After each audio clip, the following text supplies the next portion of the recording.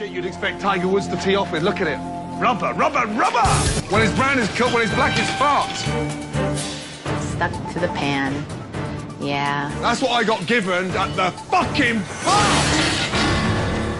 Shit! Let's give a big round of applause to the captain hitting an iceberg on the fucking Titanic. What's the matter between you two? There's a language barrier there. What do you mean there's a language barrier? He's speaking English, you dick. I know, but he's from Texas. What's up, second channel, and welcome to another Storytime / my advice for you if you're going to try to get into the culinary business. What people don't know about me is before I went to YouTube, I actually used to do line cooking and like cooking at a hotel and doing like banquet types of events where I'm out in front of people cooking. I really wanted to give you my perspective on that side of like a culinary field because people really enjoy the art of cooking, but when you're cooking for a restaurant or for a hotel or things like that, it could be extremely stressful. There was a lot of times in the restaurant where I would be just stressed out.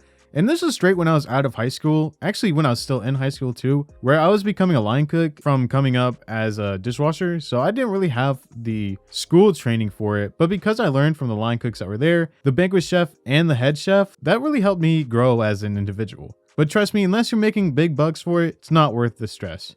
Today, I'm going to talk to you about two different times in my professional cooking career that I just wanted to up and quit the job because the stress in a restaurant or a hotel at least is at its all-time max, like pretty much all the time. Because not only do you have to run for the restaurant, you have banquets and like buffets that you have to do. So it just makes it extremely stressful. And a lot of the times, even before the pandemic, a lot of like back of the house like restaurants were understaffed. So cooks that were working for the restaurant would have to come to the banquet area and help with the banquets as well while orders were still coming in. So yeah, this is a stressful moment for me. That's why I'm talking about this story right now, because trust me, if you think that it's going to be like a cakewalk going into just being culinary or doing culinary, trust me, it's extremely hard. So while I was in high school, I used to work at this hotel that doubled as like a water resort. And throughout that time, it got super slow throughout the winter seasons. And it really wasn't an issue to have one line cook on the line for the hotel. And if there was any events, we would have like two cooks in the back because it was never really super busy to where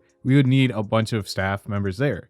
Now, every single Sunday, it would just be me and a dishwasher that would be in the back of the house, like the kitchen area, and I would be cooking for the hotel. But because it was the winter time, the occupancy at the hotel was extremely low. So out of like 400 rooms that I may have had, it was only at 10%. So it was only like 40 people that were there. And that was extremely easy. But I'll tell you about the worst time or a worst experience I've ever had working at that hotel. So it's literally Christmas Eve and I'm like, oh yeah, it's gonna be easy, like easy Sunday. I'm pretty sure it was on a Sunday at this time. And I'm like, everybody's gonna be out with their family and they're gonna be at home chilling and things like that. Easy pay, easy money. So the thing is, at that time, I was still pretty timid on the line. Like I'd get stressed out with orders and like I didn't know how to handle the stress because at the time I was only 17 years old. So going from washing dishes to going to cooking for other people while my head chef was watching everything that was happening, like on the other side of the line, it was extremely stressful and I would just kind of shut down and I wouldn't say anything. So it was kind of like my head chef's way of telling me like, you have to learn how to be less stressed out. So he would put me on the line by myself, which is fine because Sundays were easy. I'd get to know the menu even more to a point where I'm doing it on the fly and things like that. And it wasn't that bad. But this Sunday in particular, a Sunday that I didn't think would be bad, was extremely bad. So if you've ever worked in food service before, you know if there's not going to be a lot of like guests or people eating at the restaurant, you're not going to cook a bunch of food or try to prep it up so it's easier for you. So on Sundays, we would only do like a half of like what we'd usually do,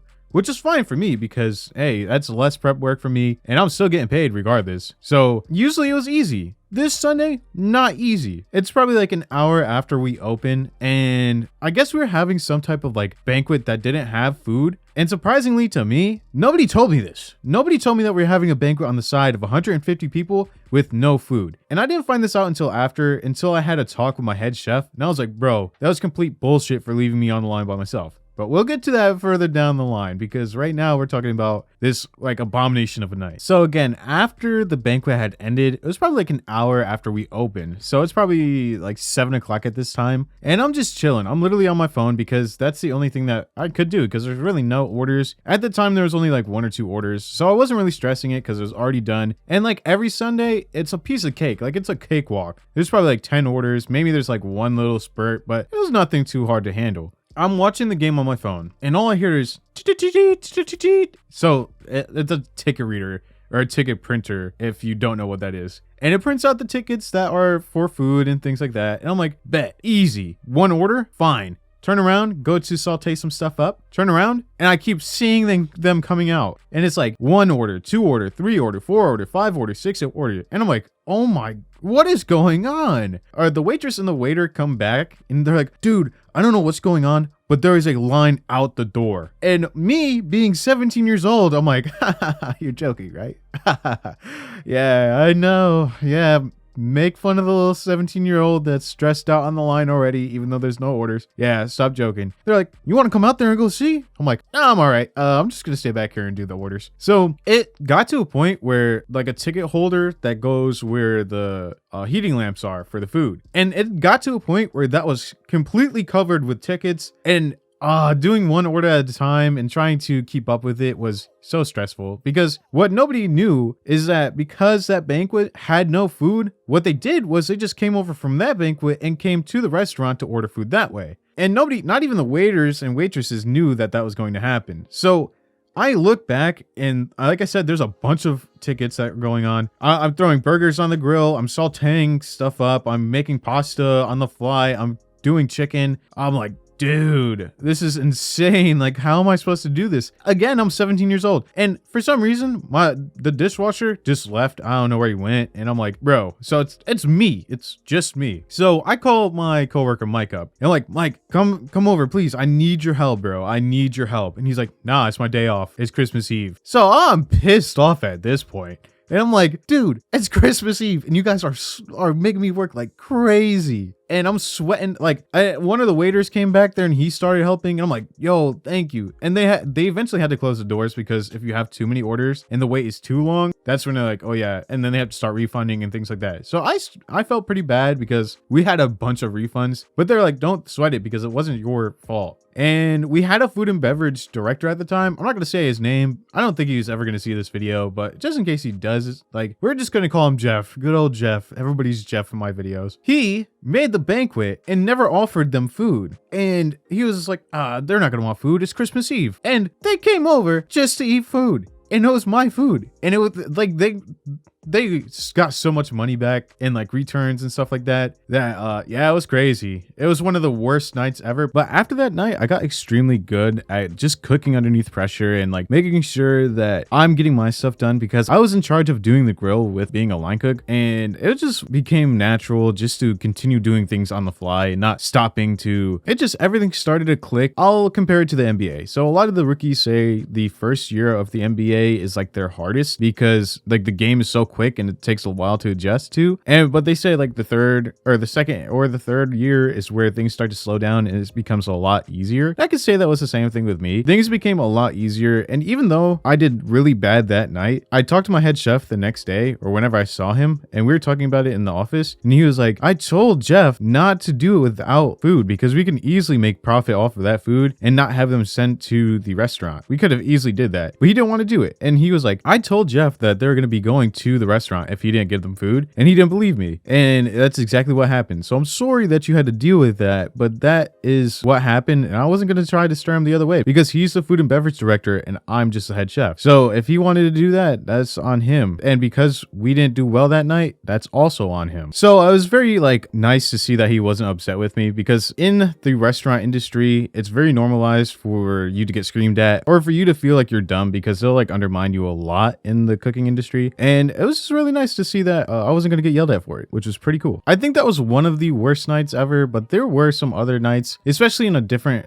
place I used to work at, where this was just stressful as hell. Again, I'll probably be making more videos just on my cooking side of my career in general, because that was probably like the most problematic times of my life, because I got into arguments, I've gotten into fights, I've gotten knives thrown at me, and it was just, you know, it's a mess in like the cooking industry or in the kitchen itself, just because everybody has an ego. Everybody feels like their food is great, they can't make a mess up, they are the chosen one pretty much. And if you kind of contradict them, like I was 17 years old at the time and nobody like took me seriously because I was so young. Even though I knew my shit, people didn't take me seriously enough. And I realized that when I went to a different restaurant and I was telling them everything I knew and they would just like brush it off. And then eventually when I got too busy, I'd tell them to do this, and that. And then when they listened to me, then they were like, oh, okay, he knows his shit. But yeah, that's my story time about the worst time I've ever had cooking for a restaurant or hotel. All right, it's Editor Bills here. And I realized that I messed up and I said that it was New Year's. And I did not mean to say that it was New Year's. And this is at the end of the video when I realized I messed up at this point. So I don't know if in the beginning of the video I messed up, but because I'm using Audacity, it's not like I can go back and fix it. So yeah, I meant Christmas Eve, not New Year's Eve. I'm just an idiot, my bad. But to finish this off, because past Bills was dumb, I just wanted to tell you that there's a bunch more funnier stories when I was cooking where like somebody raged and somebody like threw a bunch of stuff, and it was just a, you know, it's just a mess up. I've only worked there for 3 years as like a cook for 3 years, but it was an eventful 3 years. So if you guys want to see that, let me know in the comment section below, and I will see you guys in the next upload. Hopefully it's Fortnite. If it's not Fortnite, it'll be another story time. Thank you. I know this story didn't seem as interesting, but it was funny to me because I was stressing out. So just make fun of me in the comments below. All right. Thank you so much for watching, and I'll see you guys in the next video.